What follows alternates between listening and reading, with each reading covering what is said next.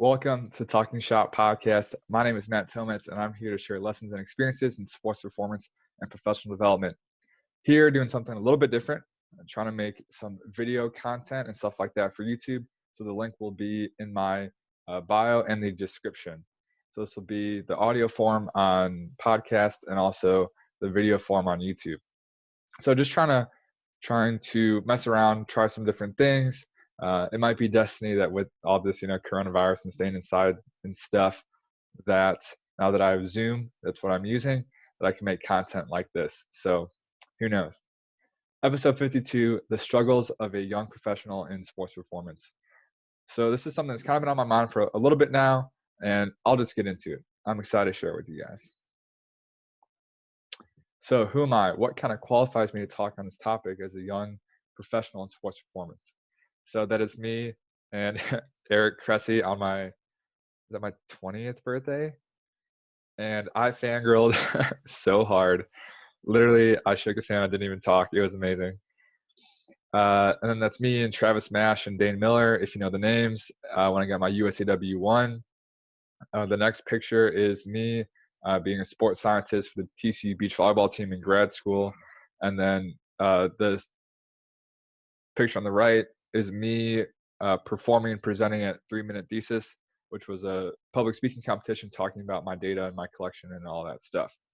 And then in the top right, I have the picture of the Talking Shop podcast logo, and just kind of bringing it all full circle. I've messed around making content, trying different things out, experimenting since my last 4 years, I want to say. I started out blogging. It was called Simple Sports Performance. And then I tried making YouTube, just, general videos and stuff like that. I've tried writing a book. I actually got pretty far, but haven't finished that. And what else have I done? Oh, and I'm thinking about maybe starting like a little online businessy thing. I don't even know. But moral of the story is I've been in sports performance as an intern at TC Boost. I coached there for 3 summers. That's where I met Eric Cressy. I know people in the field. I've been a sports scientist in college sports for 2 years. I've worked with 4 teams, I want to say. So I have a decent amount of experience, I would say, for someone who's 23 years old, not to give away my age, but just saying that, not saying that I've been there, done that, but probably more than the average kind of young professional in sports performance. You are not alone. That's the biggest thing I want to stress. And when I was trying to bring this talk full circle, like what's the meat of this podcast? Why is this valuable? Is because I feel this way, and sometimes I feel alone. There's not many of my friends are in this field, and I have my mentor, shout out Steve, awesome guy, super fortunate. And friends in the field, coworkers and stuff like that. But whenever you kind of doubt yourself and you have those kind of feelings like that, you can't just call up one of those people every single time, and I'll get into this talk a little bit later, but there's people out there that feel like you feel like I feel, and I want to share and use this platform that I've created for myself to kind of talk about that. So I think the basis of this is the Dunning-Kruger effect. And if you don't know what it is, basically it's a graph. On the y-axis is confidence, and the x is competence. So basically, when you're not very competent right at the beginning and you start out, your confidence shoots up and you think you're so awesome. So right at the beginning of the graph is this this line, and YouTube, you can see the video, but there's this line going straight up. And then when you're just starting out and you're super confident, the more you learn, it kind of goes down, like the first half of a U, and at the bottom, it's like, I know nothing. So you're becoming more competent, but you become less confident because you kind of know what you don't know. And then as you become more of an expert, you gain more confidence, and you're like, I know my stuff, but I also know what I don't know. So it's this interesting process of thinking you know everything, and then you're like, uh-oh, I actually don't know a lot. And then you start learning a decent amount, and you're like, okay, like I trust my stuff, but I still know that there are some shortcomings. So just to illustrate that, if you don't know what it is, called the Dunning-Kruger effect. So there's this dilemma, and I feel like I'm kind of in the bottom where I'm like, I know nothing, where I'm competent enough to be able to speak the language, but I still understand that I have a very long way to go. And it's a very interesting spot to be in, especially as I'm starting my job search. And that's going to be my next podcast, or one of the future podcasts, is just reflecting on that process, because I graduate with my master's next month, actually. Was that 4 weeks? And it's put me in a little bit of this quarter life crisis where it's like, I know what I want to do, I think, but then there's all these job qualifications, which I think is just a very poor reflection of the whole industry process in general, where there's all these entry level jobs and it's like they want 2 to 5 years experience. Anyways, that's for the next podcast, but it's like there's all these qualifications and it's like, am I even qualified to do this? Like, why am I even applying? Like, am I qualified for any job? So it's kind of like, I've built a variety of experiences as a sports performance coach, and I've built a variety of experiences as a sports scientist, and a few little things in between. And I've tried making my own content and stuff like that as a professional in sports performance. And I'm getting into this job search and what do I want to do and everything. And it's just like, what do I want to do? And am I even qualified for half these jobs or more than half these jobs I'm applying to? So it's this interesting little dilemma where it's, I had a phone call with a sports scientist in a Pac-12 school. And, first time talking to him, and he was like, oh, I definitely believe that, you can speak the language, like, your stuff. And it was interesting. It's like, this guy's acknowledging that I can, hold my own when it comes time to talk this stuff. But then it's like, what's the missing link? So it's, I hope I was able to spiel my core life crisis in a concise little fashion. And one thing that's really been bothering me lately, why I've taken a little hiatus from the Talking Shop podcast, is kind of this pressure to make content. And I don't know if it's because everyone can, obviously, if you have a phone and or a computer, you can make whatever content you want. And you have to believe that you have something of value to offer, which I do. I believe that I have experiences and an interesting way to talk about stuff that no one really talks about. So it's like, why not make content? And I know that in sports performance, having you don't need a big social media following, but it can act like a resume. If you have a podcast demonstrating your stuff, and an Instagram talking about the results you've gotten with your athletes and clients. And if you have a website that you self-started your own online business and stuff like that, like, it's definitely not going to hurt. But there's one thing I just absolutely hate, and it's just the inauthenticity of content nowadays, because it's so saturated and it's so dense that everything is so clickbaity, right? Everything is so this is the one thing you need to make you the best performance professional ever. The one thing you never thought of. Literally, it's life-changing, and it's in all caps, and it's just like so stupid. And it's just, if you've been in the field, that it depends. You're gonna say that a lot. It's gonna take a lot of time to figure that stuff out.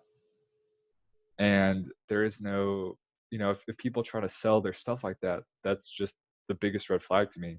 And if that's going to hold, my content back from kind of getting big and a big following, then so be it. But I'm not going to be inauthentic. So it's this fine line of like, yes, I'm doing it for views. I care about how many likes and views and listens and whatever I get, because that's feedback of if I'm making the right content or not. But I'm not going to sell myself out and try to market my stuff like it's this amazing stuff that, life-changing, the one solution, all caps, yawn in your face stuff to get, clicks and likes and listens. Like, I'm just not going to do that. So it's this like kind of dance I've been fighting and battling with recently. But getting on my next slide, I recently saw a post from Gary Vee. The link is going to be in the notes. That it's funny, the guy that asked this question is actually, I would assume he's from Europe. He had a little accent, but he was a college student, sophomore in sport and exercise science, and he wants to be a professional in high performance in sports. And he was like, well, how do I market myself as this kind of expert when I'm only a college student, and and Gary Vee, it was one of the VCR questions. And VCR questions is like, whenever your family first got a VCR and you were like 4 or 5 and you like knew how to work it, because you were like tech savvy, and your parents were like, whoa, like how do you rewind the tape?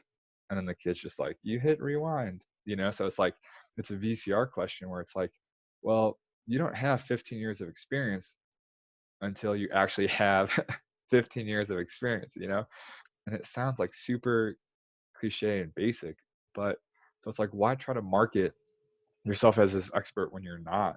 It's like, what do you have? You have commentary and ideas from an interesting lens of being a student. And tying that kind of into my own story in this podcast, where I have my lens in which I've been in two different fields within sports performance. I've been in grad school, I've been in private, I've been in collegiate, some professional stuff as well. So I have this kind of lens, but I don't know it all. But there's people in spots kind of like myself. So I thought it was a super um, interesting Q&A. It was like 3 minutes, and it inspired me to get back on my podcast grind. So thank you, Gary Vee. And with all my content, I like to tie it into the whole, like, how does this drive action? What do you do now? Because what's the point of making this podcast, however long it is, if you're just going to listen to it? Oh, cool. And then it's not going to help you make changes, because, words mean something, but at the end of the day, like, you have to do something, you have to affect change. So it's like, how am I going to do that? And first, I want to say, I don't have the answer. I really wish I did. I'd be making a lot more money than I do now if I had that answer. And I wouldn't be making this video if I did have the answer. But what you can do is keep learning and experimenting. Like I said, all the different types of content I've tried to make. And I feel like the Talking Shop podcast has at least stuck around the longest. So I'm getting there. And if you think about it, if you're X amount of ideas from finding whatever idea you want, or let's say you have to apply to 50 jobs in order to, finally land that job, you got 49 more applications to go, and just stuff like that. So keep learning and experimenting, whether it's in class, whether it's your own continuing education, and things like that. And kind of going back to the Dunning-Kruger, it's just stay humble and trust your stuff, and know that you you are competent and you are qualified. And I was talking about this with Johnny Arrow. I forgot what episode that was, but JONNYARROW. If you want to scroll back and try to find that episode where it's like, where you don't believe the most in your stuff is when you learn the most, because you're kind of doubtful of yourself. Where if you turn that into motivation to kind of keep learning and progressing, that's actually pretty good. But as soon as it's your time to talk in an interview, as soon as it's your time, like your coaching session starts, then you got to flip that switch and be like, I know my stuff. I'm going to coach the heck out of the session. I'm going to talk proficiently and fluently in this interview and whatever. So kind of use that feeling to be motivating and keep you pushing and learning and progressing and growing. But, when it comes time to start your stuff, you got to trust it. So those are my struggles as a young professional in sports performance. Some pressure to kind of make social media and content, some pressure in regards to, do you even know your stuff? Like, should you be here, and stuff like that. So you're not alone. I'm here with you. If you have any similar type of experiences, feelings, and you found solutions to them, or you just want to express that you're in the same boat, please let me know. I'd love to hear. And that is the end of 52 TSP. Thanks for listening. And